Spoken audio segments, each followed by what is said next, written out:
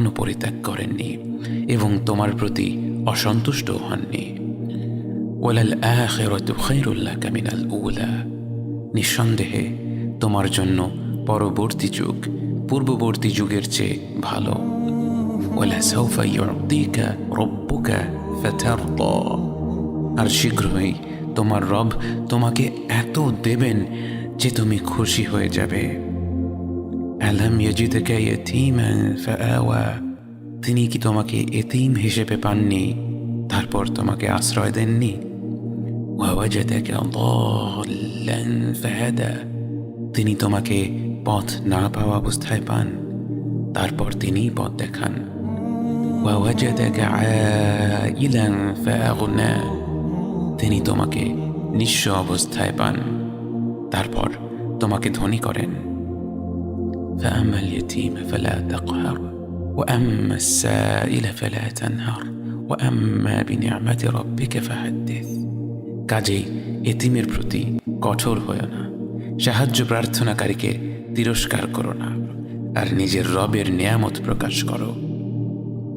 আপনার রব আপনাকে এই পৃথিবীর বুকে একাকী করে দিয়েছিলেন যেন তিনি, একমাত্র তিনি তার পবিত্র ভালোবাসা আর মমতায় আপনাকে লালন পালন করতে পারেন। এবং কি অপূর্ব সেই ভালোবাসা, কি অপরূপ সেই প্রতিপালন। মহান আল্লাহর বিশেষ রহমতের ছায়াতলে বেড়ে ওঠা আপনি তাই কখনো শিরকের ধোঁকার শিকার হননি। তারুণ্যের সেই যাযাবর সময়টাতেও আপনি ছিলেন সব ধরনের অপকর্মের ঊর্ধ্বে। আপনার চরিত্রে সবাই এতটাই মুগ্ধ ছিল, আপনার বিশ্বস্ততায় সবার এত আস্থা ছিল যে তারা আপনাকে নাম ধরে না ডেকে ডাকতে লাগলো আল আমিন, বিশ্বস্ত ব্যক্তি। বহু বছর পর যখন আপনি সত্যের পথে আহ্বান করা শুরু করে দিয়েছিলেন এবং আপনার বিরোধিতা করা মানুষের অভাব ছিল না, এমনকি তারা আপনাকে হত্যা করার পরিকল্পনা করছিল, সেই পরিকল্পনাকারীদের ধন সম্পদও আপনারই ঘরে ছিল। তারা যখন আপনাকে হত্যা করতে এসে দেখল সেখানে আপনি নেই, আপনার বদলে সেখানে আলী রাদিয়াল্লাহু আনহু আছেন, তখন আলী তাদের বলেছিলেন আপনি তাকে সেখানে রেখে গেছেন যেন তিনি যার যার সম্পদ তাকে তাকে বুঝিয়ে ফেরত দিয়ে দিতে পারেন।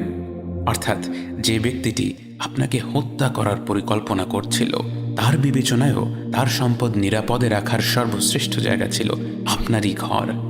আপনাকে যারা জনসমক্ষে মিথ্যুক আর জাদুকর বলেছে তাদের মতেও সবসময় আপনিই ছিলেন আল আমিন, সবচেয়ে বিশ্বস্ত, সবচেয়ে নির্ভরযোগ্য ব্যক্তি। আপনার চরিত্র আর ব্যবহার এত মনোমুগ্ধকর ছিল যে স্বয়ং আল্লাহ তাআলা আপনার ব্যাপারে সাক্ষ্য দিয়ে বলেন ওয়া ইন্নাকা লাআলা খুলুকিন আযীম, নিঃসন্দেহে আপনি অবশ্যই মহান চরিত্রের চূড়ান্তে। তরুণ বয়স থেকেই আপনার যে উপস্থিত বুদ্ধি ছিল সেই গুণেই আপনি একদিন রূপান্তরিত হলেন বিশ্বের সর্বকালের শ্রেষ্ঠ নেতা হিসেবে। যেদিন কাবা শরীফের কালো পাথর কোন বংশের লোকেরা বসিয়ে দেবে তা নিয়ে এক বিরাট রেষারেষি শুরু হয়ে গিয়েছিল, সেদিন তারা আপনাকে আসতে দেখে বলল ওই যে আল আমিন আসছে, ও যা সমাধান দিবে সেটাই হবে। আপনি মুহূর্তের মধ্যেই এমন প্রস্তাব দিলেন যে সকলে তাৎক্ষণিকভাবে মেনে নিল। একটি বড় কাপড়ের মাঝখানে কালো পাথরটি রেখে সেই কাপড়টির বিভিন্ন প্রান্তে প্রতিটি বংশের একজন প্রতিনিধি শক্ত করে ধরে রাখল এবং সবাই মিলে পাথরটিকে কাবার একেবারে কাছে নিয়ে গেল এবং পরিশেষে সবার নির্বাচিত প্রতিনিধি হিসেবে কাপড় থেকে পাথরটি তুলে আপনি নিজ হাতে কাবার সেই গর্তে বসিয়ে দিলেন। মানুষের মধ্যে বিভেদ দূর করে দেওয়ার আপনার এই গুণ বিস্মিত করেছে মুসলিম অমুসলিম নির্বিশেষে সকল স্তরের বুদ্ধিজীবীদের। আপনাকে কেউ কিভাবে না ভালোবাসবে ইয়া রাসূলুল্লাহ। আপনার মুখে যে সবসময় ছিল এক মন ভোলানো হাসি। আপনি যার সাথেই কথা বলতেন তাকে উপহার দিতেন আপনার সেই অপরূপ হাসি মুখ।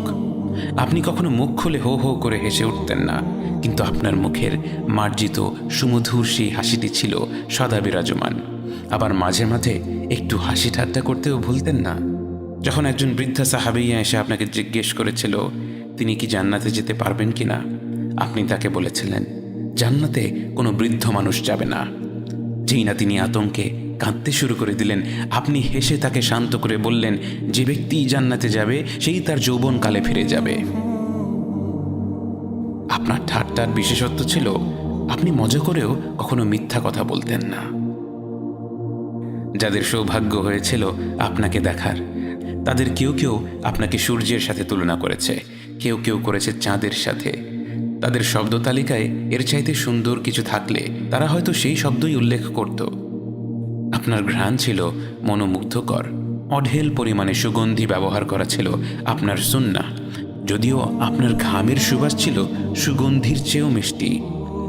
খুব আপন মানুষগুলোর ঘামের ঘ্রাণে এক অন্যরকম মিষ্টত্ব থাকে। যে ব্যক্তি হাবিবুল্লাহ অর্থাৎ স্বয়ং আল্লাহর সবচেয়ে প্রিয় বান্দা, তার